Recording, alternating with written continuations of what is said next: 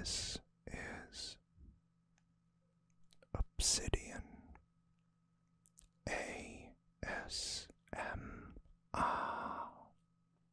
Don't forget to like, subscribe, and hit the notification bell for future videos.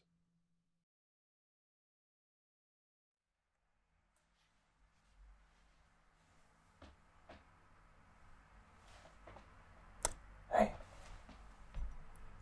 and welcome back to another Dragon Ball Super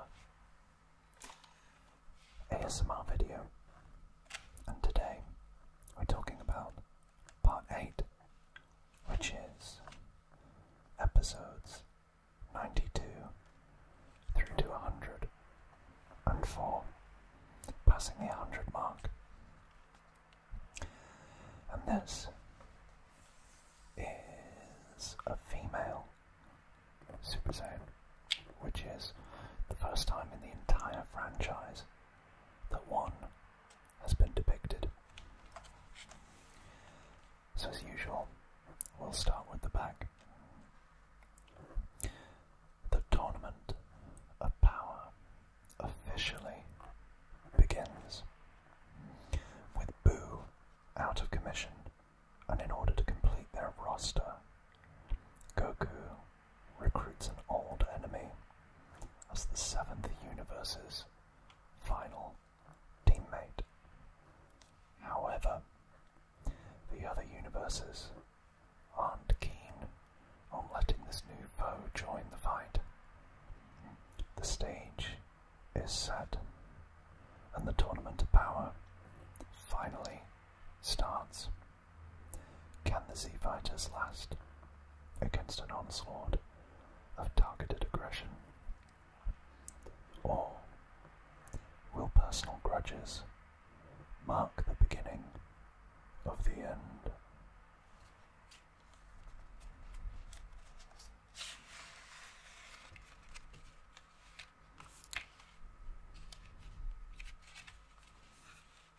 I'll leave that there.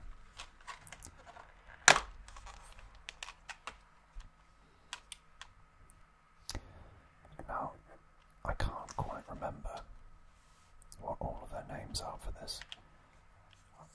I'm sure one of them's cauliflower, one of them's Kefla, and there's kale as well. I think that's cauliflower. I think. Could be wrong. And on this disc, you see Ribrianne. Okay, so we start off with episode 92, Emergency Development, the incomplete 10 members. And this starts with the members of Universe 7 gathering at Mr. Satan's house, but they are finding it impossible to wake up Majin Buu, who of course has just entered a deep, deep sleep, and hopefully you lot will be doing the same very shortly.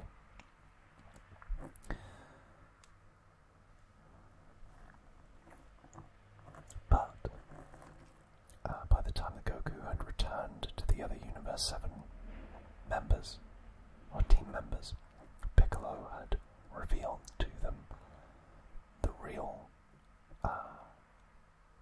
rules and what was at stake. And this led to Krillin feeling betrayed by his longest friend. And there was a desire by Android 18 and Tien and Krillin to drop out of the team. He stopped though when Beerus threatens him, and Bulma promises to combat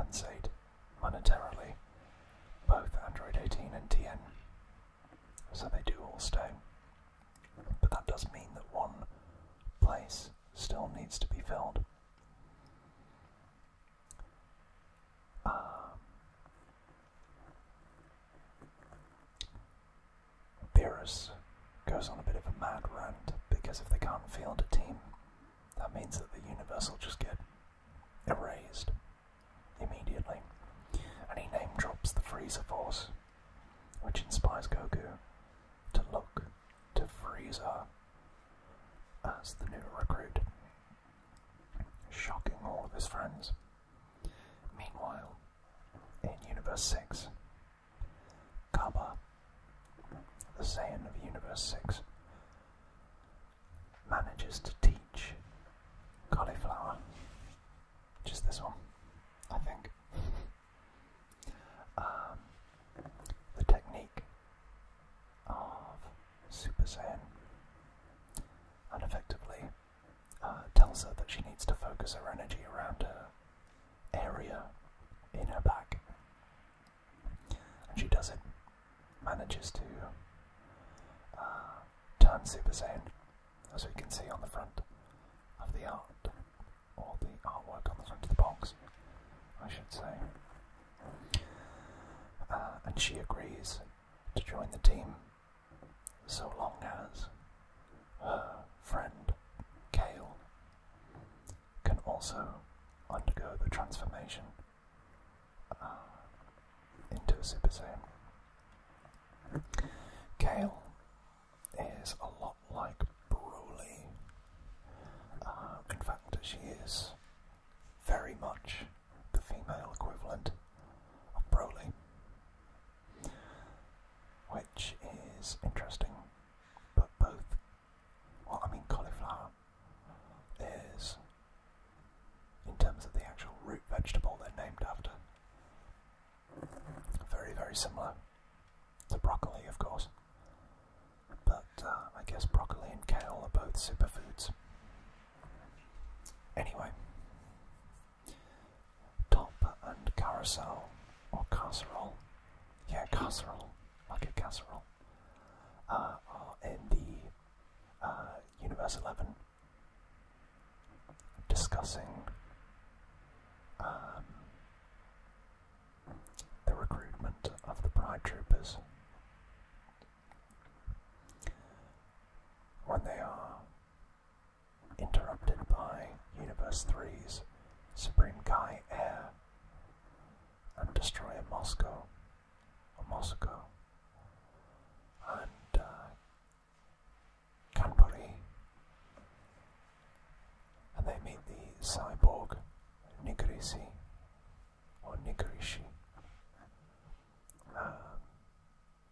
who forms part of their team. Episode 93, which is You're Our 10th Warrior.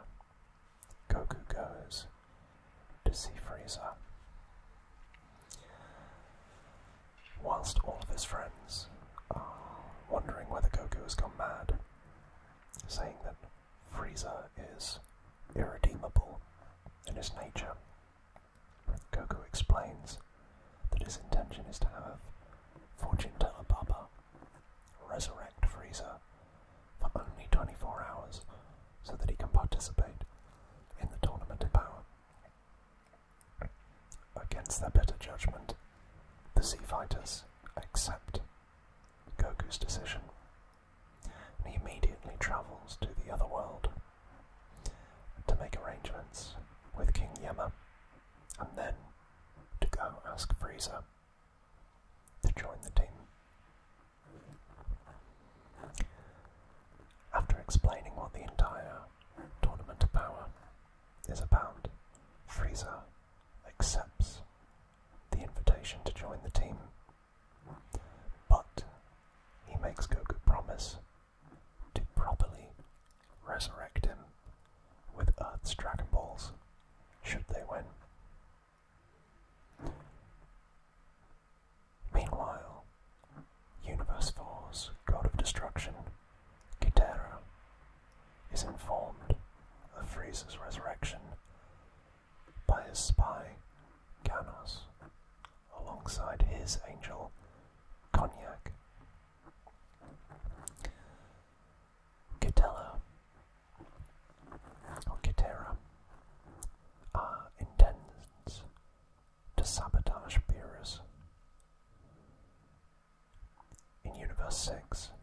Kappa and Cauliflower were unable to get Kale to become a Super Saiyan until her frustrations reach boiling point and trigger her transformation into the legendary Super Saiyan, quite like Broly. Kale at this point goes into a berserk mode and attacks both Kappa and Cauliflower.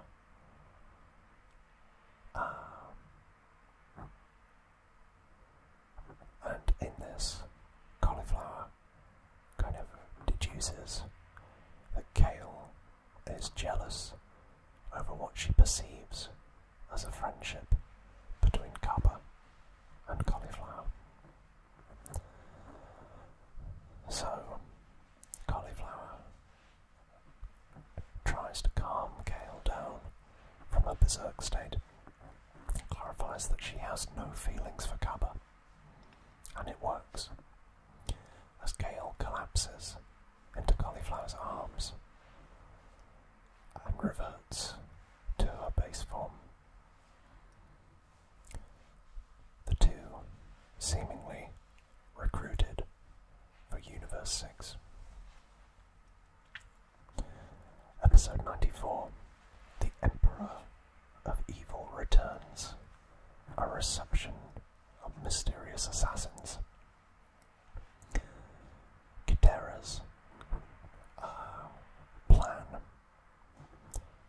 is put in motion when he contacts Universe 9's destroyer, Sidra, or Shidora, and informs him of the potential danger of Universe 7 recruiting Frieza, and the two plan to secretly eliminate him.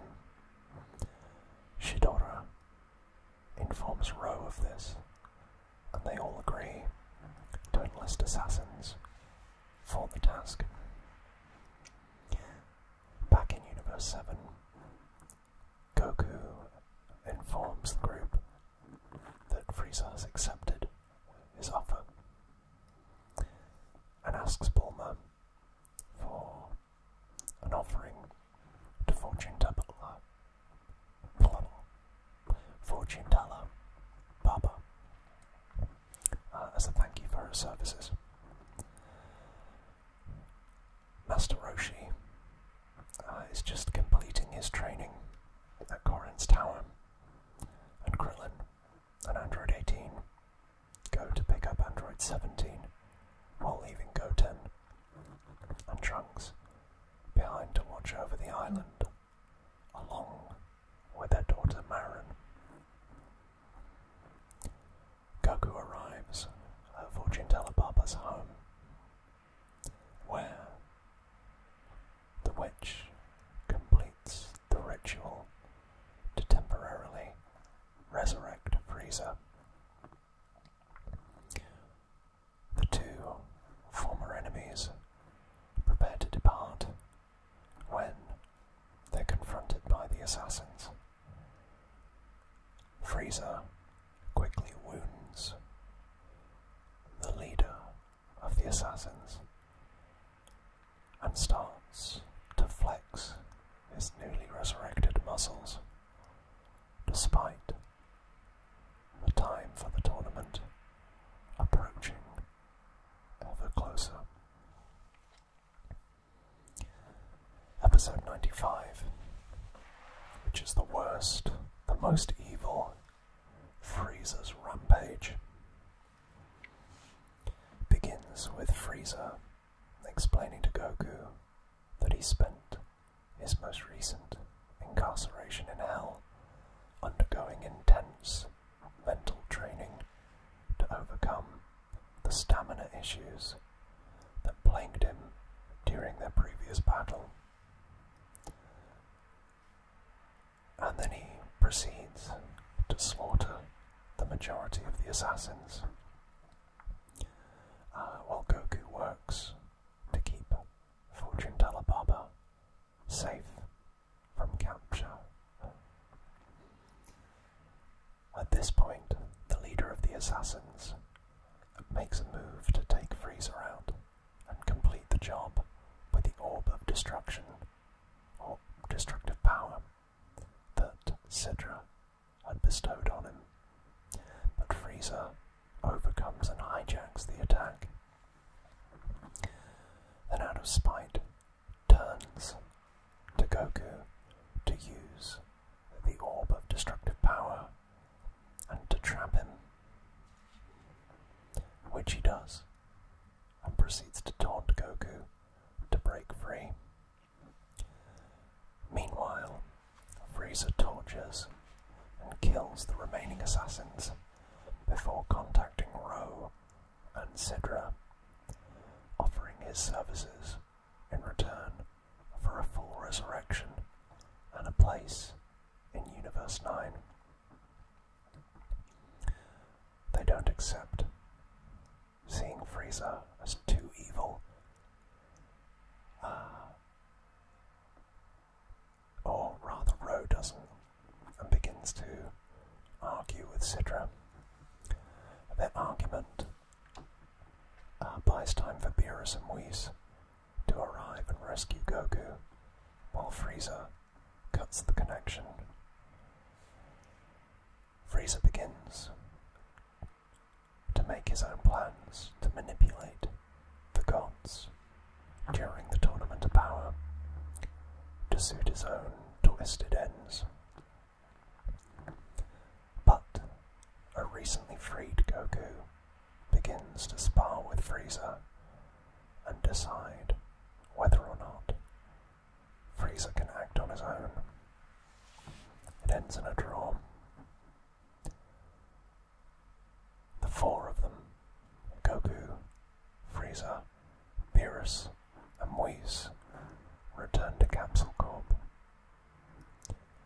And with the Universe 7 team all reunited, they prepare to travel to the Null Realm for the Tournament of Power. Episode 96.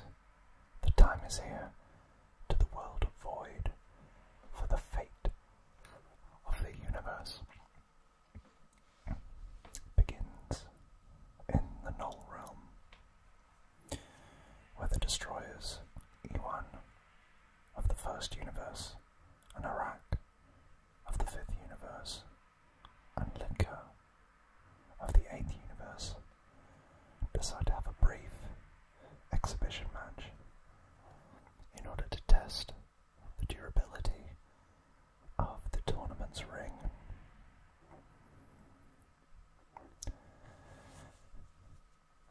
After that, we head back to Universe 7, where Gohan and Supreme Kai start to plan out how the fight will go in order to conserve energy and also use their numbers for defense. But Goku and Vegeta aren't joined up with the idea. The Grand Minister is then contacted by Whis in order to transport the Universe 7 team to the Null Realm, as the other universes also arrive. Whis explains that only deities and natural flyers can freely fly during the tournament in the Null Realm, as he, along with Beerus and the Supreme Kais, begin to take their seats.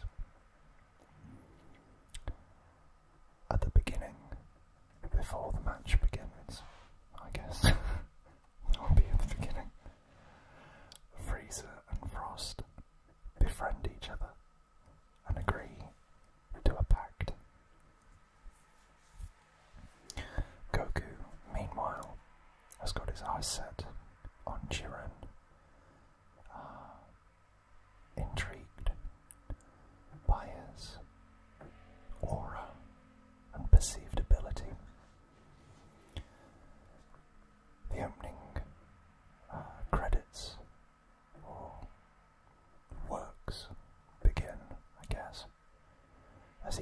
is introduced, but curiously, Universe 4 only appears to have 8 warriors.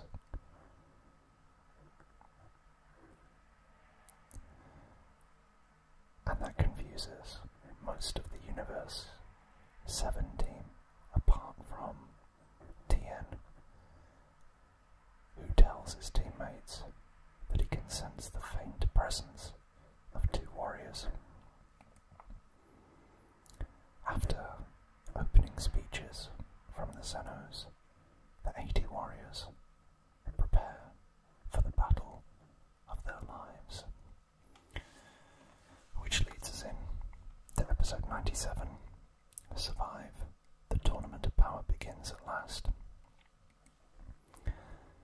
So the rules are reiterated before the official commencement of the Tournament of Power, and upon its start, Goku is immediately attacked by Ganos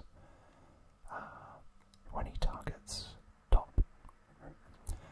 Vegeta, Frieza, and the androids all break away from Gohan's strategy, defend for themselves against warriors from a variety of the other universes. Universe 3 seems to gain an early advantage with Narirama's spinning attack, until that is, he comes up against Hit and Basil, who manage to disable it.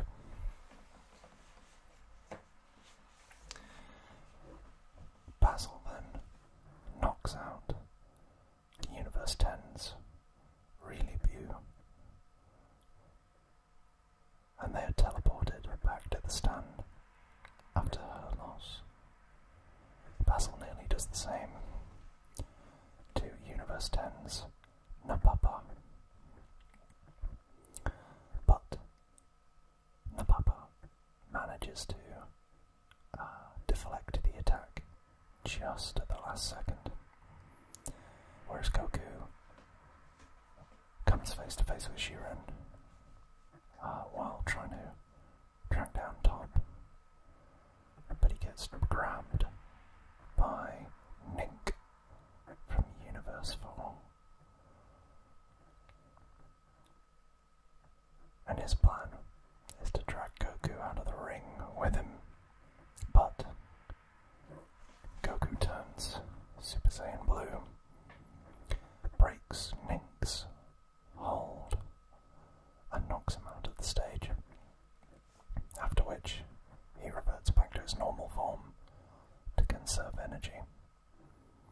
But, because there's always a but, he ends up being surrounded by the trio of Danger,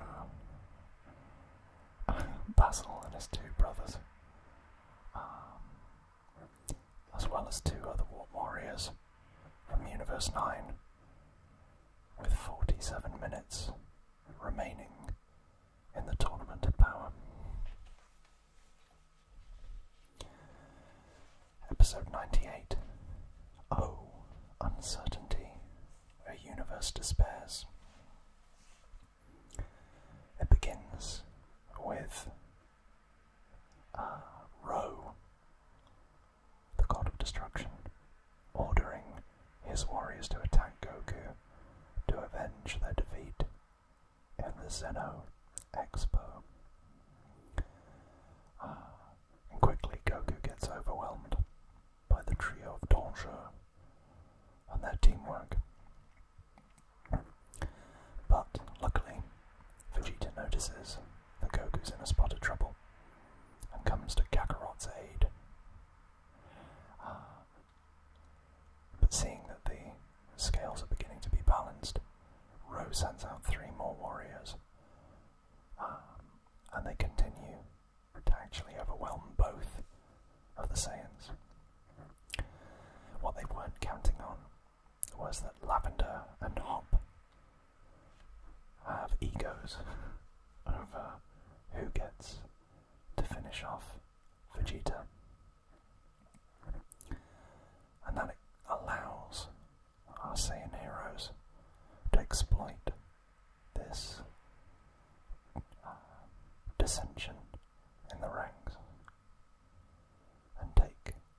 most of them out, while Android 18 defeats Sorrel. And Frieza scares an opponent,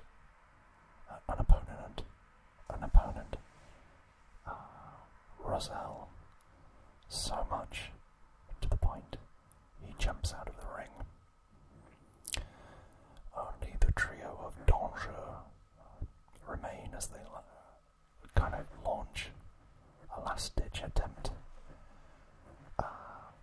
to stop the Saiyans, but end up getting knocked out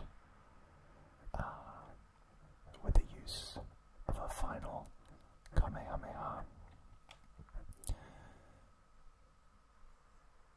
The risk didn't provide a reward, as all 10 members of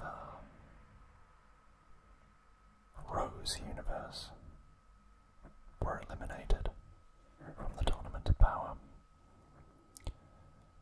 and as such, Universe 9 is erased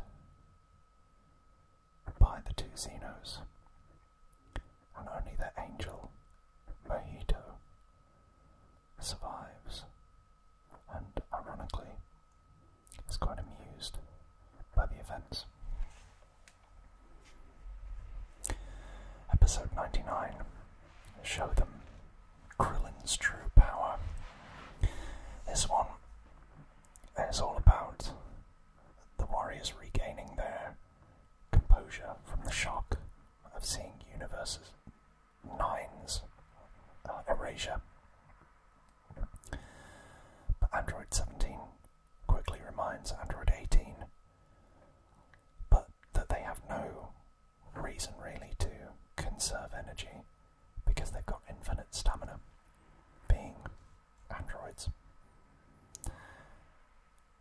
Meanwhile, across the battlefield, Vegeta is trying to strike up a fight with Hit, but he's ambushed by Potamo, who attempts to throw him out. But, again, Magetta intervenes, and the two Universe 6 fighters start to team up in order to cover each other's perceived weaknesses. Elsewhere, Universe 10's Diem is basically dispatched relatively quickly by Gohan and the other members of his group, and Universe 4's Shosa does successfully trick Android 18 into lowering her guard by playing possum. Nearly knocks Android 18 out with a barrage of key blasts, but Krillin makes the save, and the husband and wife combo, actually use a powerful combination to knock Shosa out.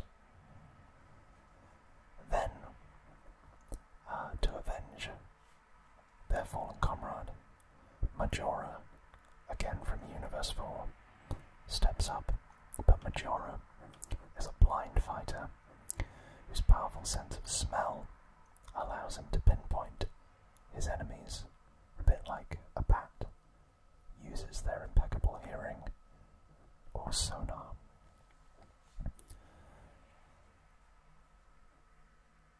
Krillin does manage to disorientate Majora with his smelly shoes, and does ultimately knock him out.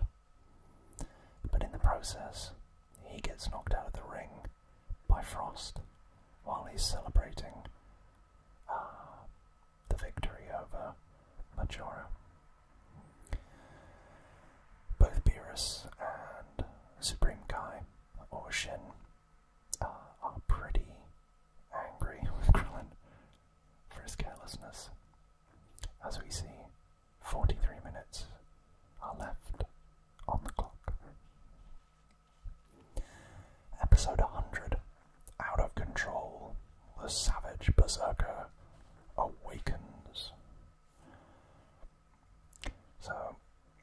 seventh universe is now, or our universe, is trying to compensate for Krillin's quick defeat. We see Kappa defeat Nigrisi and Universe 10's Morisam. And then he starts to move towards Vegeta to confront him, whilst Hit takes out an armless Narirama, having used his time skip technique to dodge the robot's chest cannon. Cauliflower saves Kale from being thrown out by Napapa and his teammate Methiop. And Napapa gets knocked out in the process. Cauliflower and Kale then come face to face with Goku, interrupting his fight with Universe 2's Yardrat Jimizu, while wanting to learn how to enter or attain Super Saiyan Blue. Cauliflower transforms into Super Saiyan 2 when she's insulted by Goku, who says she's too inexperienced to learn the Super Saiyan Blue technique. But he does. Sorry, no, it was Ultra Super Saiyan, not Super Saiyan 2, because Goku then does help her attain Super Saiyan 2 form so that they can fight properly. But Kale gets a bit jealous again and assumes her legendary Super Saiyan form because she feels left out and gets overcome by her feelings of usefulness or uselessness. Hit then makes the save on Cauliflower, whilst Kale attacks Goku in a jealous rage.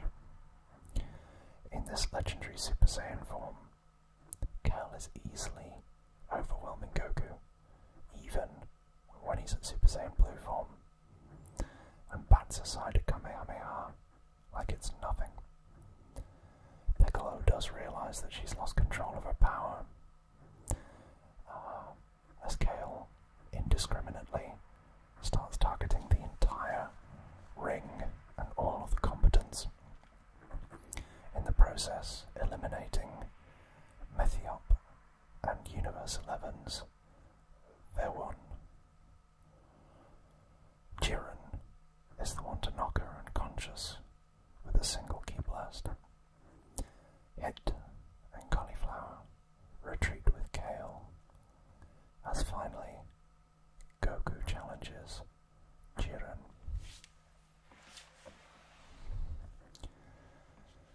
Episode 101 is the impending Warriors of Justice, the Pride Troopers.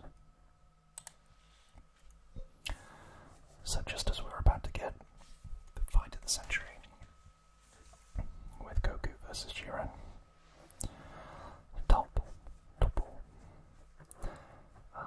drives him away with a barrage of ki blasts, also telling Jiren that the other members of the Pride Troopers, so that's Coquette, Azwa, Kettle, Tupper, and Casserole, they'll all deal with Goku rather than Jiren.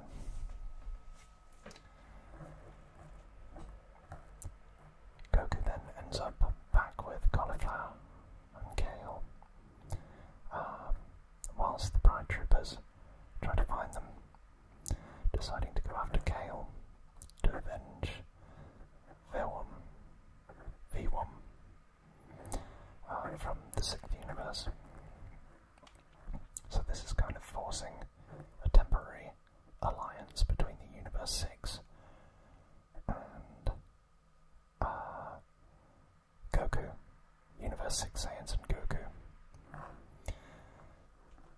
Elsewhere, Master Roshi and Tien are facing off against Universe 3's Zaprikyo. And they do that just before regrouping with Gohan, Piccolo, Vegeta, and Frieza, who've defeated Morichin. The Pride Troopers are really pushing Goku, Cauliflower, and Kale to the brink until Android 17 and Android 18 arrive to offer some help. 17 easily overpowers Casserole.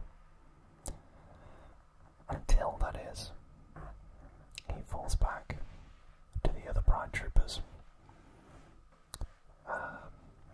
After learning that Android 18 and Goku had defeated Tupper. So now that they've regrouped, the remaining Pride Troopers focus their assault on the wounded Cauliflower and Kale. After Kale had been sealed in a pocket dimension by Kokot, yeah. Kokot then forms another dimension to prevent Goku and the androids from interfering. The 4 Pride Troopers beat Cauliflower. But this causes Kale to hate herself so much that she turns into a regular Super Saiyan, breaking free of her prison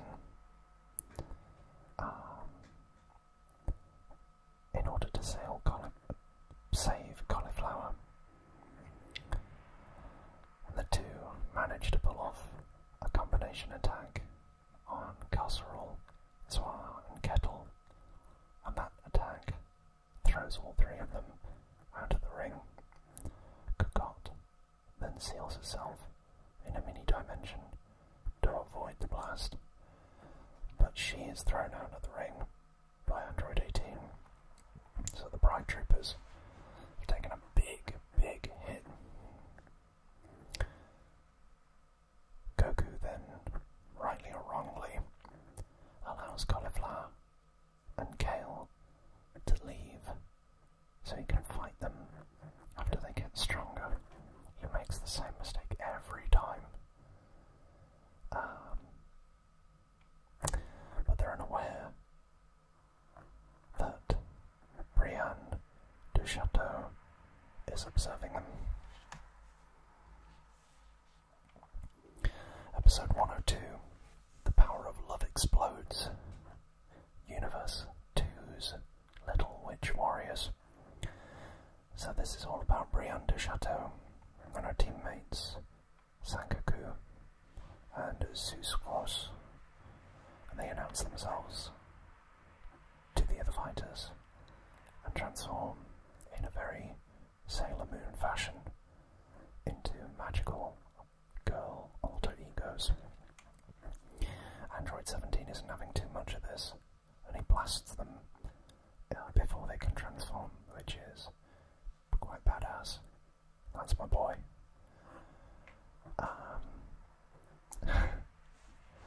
But he gets berated by Goku, Top, Brienne du Chateau, because apparently that was dishonourable of him, and he should have allowed them to transform, which Beerus doesn't agree with. So the 3 girls do then successfully transform into Ribrian, Kakunsa, and Ruasi, and they all launch powerful attacks across the arena, all around the power of love, that either brainwash some of the fighters, or in Universe 7's case, discipline. So, what was Gohan's group decide to split up and fight on their own, with Vegeta making a beeline to Ribrianne, who in turn counters this and attempts a rolling attack and knocks out Universe 10's Daidasen. Rosie then attacks Goku with blow after blow that gets more and more powerful the longer that it keeps it up, or she keeps it up.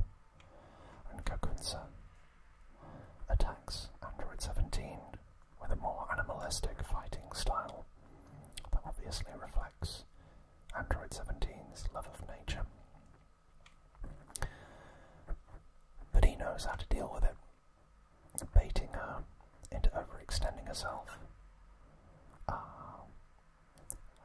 And then effectively he stuns her before trying to knock her out of the stage.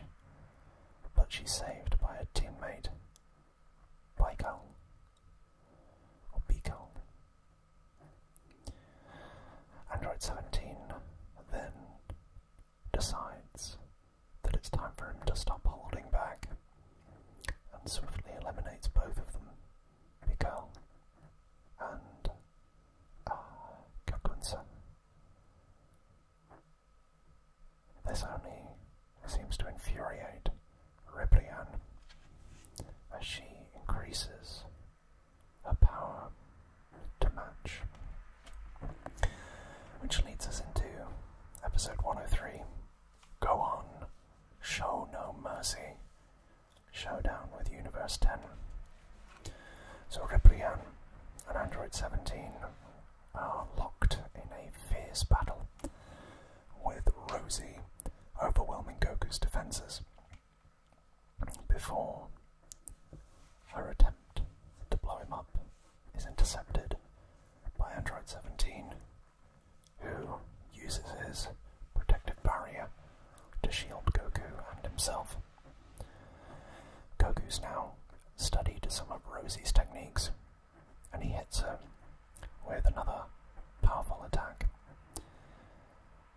Goku and 17 corner both Rosie and Ribrianne before they're spirited off by Chimizu, who uses an all-too-familiar technique, instant transmission. The focus shifts to Butamo, who is acting on Shampa's orders to attack Gohan, and these flurry of blows seem to have no effect on Butamo from Gohan, until we notice that it's lifting him off the ground, and that renders him unable to defend himself, and in turn allows Gohan to knock him out the stage, so he's gone. Universe 10's Obni and Rubold then challenge Gohan and Piccolo, while their teammate Zircon is eliminated by Chimizu. With 8 warriors eliminated, Kawasu accepts his imminent demise. Poor Kawasu. He's had such a difficult time, isn't he? Rumush, however, remains defiant. Obni, in this circumstance, has shifted his ki away from his body to render himself undetectable, and proceeds to wound Gohan. Piccolo can't quite deal with it to begin with, but he uses his Hell Zone grenade to eliminate Rubold,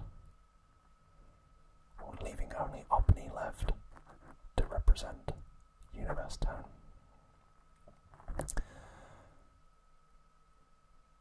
Gohan is still in a bad place, which kind of gives Kawasu some hope that he may survive, although the odds are very much stacked against him.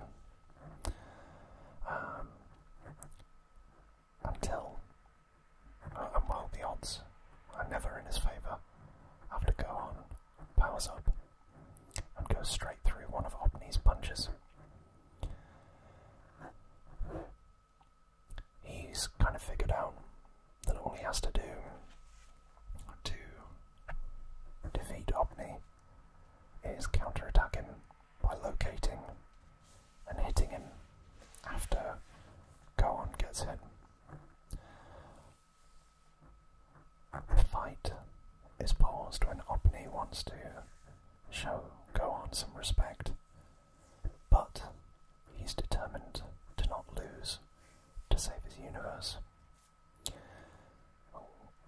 Sadly, Gohan does end the fight with a Kamehameha, and thus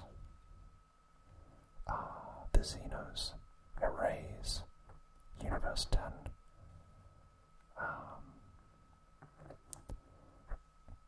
But they miss a small locket on the floor that Obni dropped with a picture of him and his family.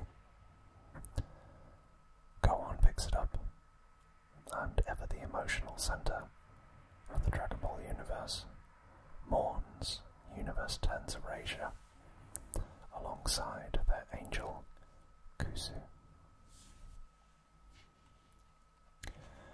And finally for today, episode 104, the ultimate high-speed battle begins. Goku and Hit join forces. Dispo, one of the surviving members of the Pride Troopers, has challenged Hit and uses his incredible speed to beat Hit's time skip technique. It's clear that Dispo is listening for the sound of Hit's body tensing up to determine when he's about to use the time skip technique. This forces Hit to rely on conventional fighting styles. But Dispo has pushed him all the way back to the edge of the stage. Top has been watching the fight and realises that Hit has adjusted his own fighting style to match Dispo's and is trying to lure him into a trap. So Toppo sends Kunchi to back Dispo up, or Kunzi. Kunzi uses his energy to save Dispo as he's lost his footing because Hit turned translucent. The two Pride Troopers launch a renewed assault against Hit and drive him into the corner before Goku stupidly intervenes.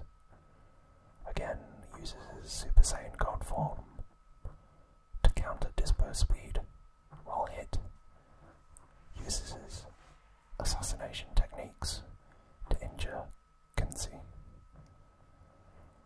But midway through the fight, they switch places, and Hit uses a fake time skip to throw Dispo off and successfully wound him. Goku switches from Super Saiyan God to Super Saiyan Blue and overwhelms Kunzi with ease. Hit fails in trying to eliminate Dispo again because of Kunzi, who then charges at Hit, but Hit turns translucent and Kunzi runs out of the stage and is eliminated. This forces Dispo to retreat and to regroup with his fellow Pride Troopers, and Toppo on top, seeing this, abandons all notions of true justice and instead decides to focus purely on survival. Hit decides to not battle Goku as a thank you for helping him out and helping him to survive. The two vow to settle things at the end of the Tournament of Power if they both make it that far. And that, everybody, is all we've got time for tonight. I hope you enjoyed it, and I hope you look forward to the next episode. We've only got 2 more of these for Dragon Ball Super. There's been a lot of talk about whether they're going to do a Season 2. Honestly, I hope they do. I also hope I can get this in its box, because it's causing me trouble. Hold on a minute.